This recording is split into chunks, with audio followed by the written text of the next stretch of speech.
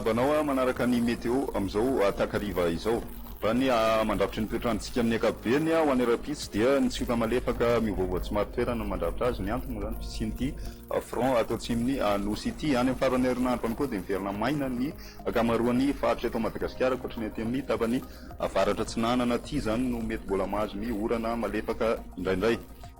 Izay ny amin'ny ankapobeny fahidirantsika amin'ny antsipireny ho any rapisy maraina norana miatoato savana lanjorofo Atsinanana.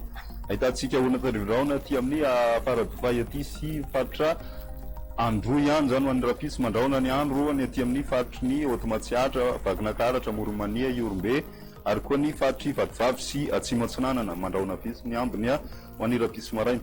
Ny apiso tolakandro kosa indray isy ny orana tandrivindraona aty amin'ny faritry Vakinakaratra Moromania Otomatsiatra Iorombe ary koa ny faritra Atsimo Atsinanana sy Androy ary anosy ho an'ny rapisy itoy ny orana malefaka miatoato aty amin'ny faritry Savasy Analanjorofo aty mahazo ihany koa ny aty amin'ny tapany avaratry ny faritra Atsinanana. Maina moa ny andro amin'ny ankapobeny ary balika ny morontsiraka andrefan'iny zany ho an'ny rapiso tolakandro. Ny maripana voavinavina 3:20 ka hatramin'ny 8:20 ny maripana ambany indrindra raha ny aty amin'ny ampovoantany ny morontsiraka tsy dia misy fivana firy.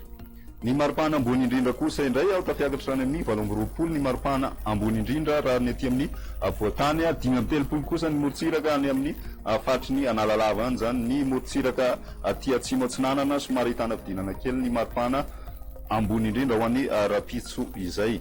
Izay ny teto Madagasikara amin'ireo tanan-dehibe ivelany ibalika amin'ny masoandro any Paris andraony Nairobi fa ny milaona simy masoandro any Johannesburg. Amin'ireo anosy rahavavy kosa indray ibalika tanteraka masoandro Seychelles sy La Réunion anorana tandrivindrao ny Maurice anorana vitsy kosa ny any Comore ary Mayotte dia ifandimby ny rahona sy ny masoandro. Izay no masaka azy naroso tamin'ity andro androany ity manasanao hatrany anaraka ny météo veloma tompoko.